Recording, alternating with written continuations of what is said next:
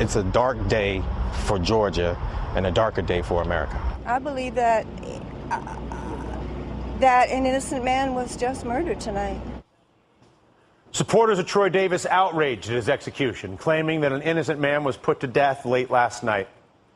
Davis also maintained his innocence right up to the final moments with these words for the family of the victim.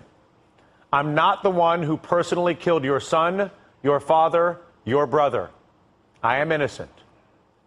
Aside from all the talk about this man's guilt or innocence, which certainly I would never know, it cannot be ignored that Troy Davis represents a much larger conversation we need to be having about American prison systems, specifically the disproportionate number of young black men who populate them, a huge percentage for minor drug offenses.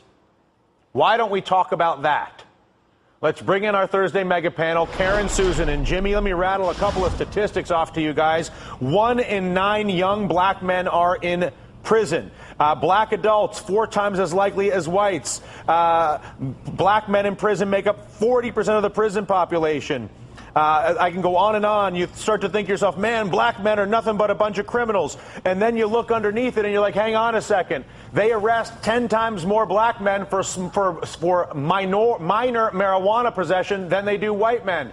The incarceration threshold for crack cocaine is 100 times higher than the incarceration threshold for regular cocaine. Why is it that we are not arresting countless white people for marijuana possession and incarcerating them? And why is it that when they are originally arrested, even if they are never convicted, they are then deprived of financial aid and all the other resources that we provide to so many developing in our nation? I do not understand how the treatment of young black men in the context of minor drug-related offenses as an incarceration rate, Jimmy Williams, is not as offensive to our dignity as a nation as Abu Ghraib.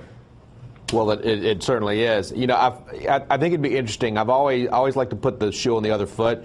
What if a majority of the judges, both federal, state, and county judges, were black?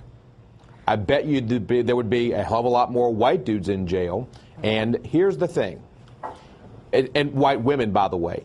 When you put somebody in jail for peddling marijuana, No, that's not what happens. They stop them in Harlem. They pull out a joint, a single joint, which is illegal only if it's out of your hand. This is not possession. I'm not talking about dealers. I'm talking about tiny possession, this much crack, this much marijuana, which gets anybody who's not black a slap on the wrist and puts a black man in jail. You and I agree. It's pathetic that you put people in jail for smoking marijuana or whatever it is. I mean, look, it's simple. I mean, you kill somebody, I get it. You ought to go away for the rest of your life, and you shouldn't. I mean, I've said this on here before. We all get it. I'm talking about the percentage for these minor drug offenses and that it's are systematically ridiculous. Young black men. Go ahead, Karen. Sorry.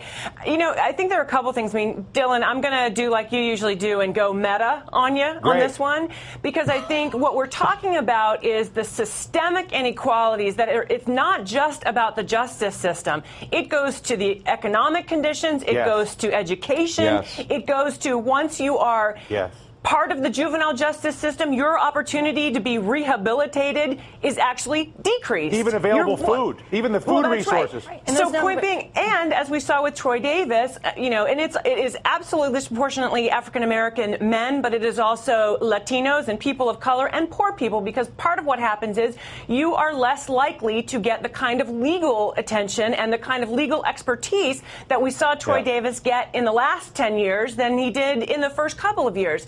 And so I think part of what part of what I think we have to say to ourselves is that unless we are willing to fundamentally change these systems, are we comfortable as a society basically writing off about a third of our population and saying we don't care, we're going to just lock them up. But specifically a huge percentage of our young black men. You cannot get away from that very notable fact. Go ahead, When you look at the employment rate among African American men, I mean, there you have it. And my guess is that the numbers of people that you see going to jail have increased as the unemployment rate has increased. And when you add together actually- the food deserts in the inner cities, the education that's based on reverse hotspotting, where it provide less resources to people that need it the most, and then you layer on all the other aspects, the propensity to arrest people, black men especially, for minor drug offenses, you have a system. This is beyond race. This is systematic racism, And or it's at least, also like- or at least But I think classism. also, But it's but I also want what one thing I Karen would said. point out. I'm sorry, guys. One thing I would point out, though, that was shown actually in the Troy Davis case specifically, at a number of key junctures along the legal process, there were African Americans. And so I think part of the problem that we're talking about here, when we talk about systemic inequalities and racism and prejudice, it's not just about white people on black people. It is about a culture that is reinforcing stereotypes among black people, among women on women, black on black, Latino on Latino. It is a much deeper problem. And it's even beyond the racial issues. There's a class issue, which is Absolutely. the systematic treatment of poor people as morally less valid than rich people. Go ahead, Susan. No, and I was just going to say, as Karen was talking about earlier, they also do not get the representation that the white people or others Or may wealthy get. or And upper whether it's class. black on black or Right. women, like Karen was saying, I think that's a big part of it. Yeah. But Dylan, there's another problem here, y'all, and that is that you have these mandatory sentencing procedures. Yeah. And I'm sorry, I get so you get get caught smoking pot 3 times and you go to jail for 20 years, but you murder somebody and you get out on good behavior in 16. Yeah. I mean, who the hell's coming up with this crap? Those are the Rockefeller laws in New York working for you. Well, they don't work. Yeah. And by the way, it costs the taxpayer billions of dollars Thank you. to incarcerate people for smoking pot. Thank Who you. gives a crap? Thank you.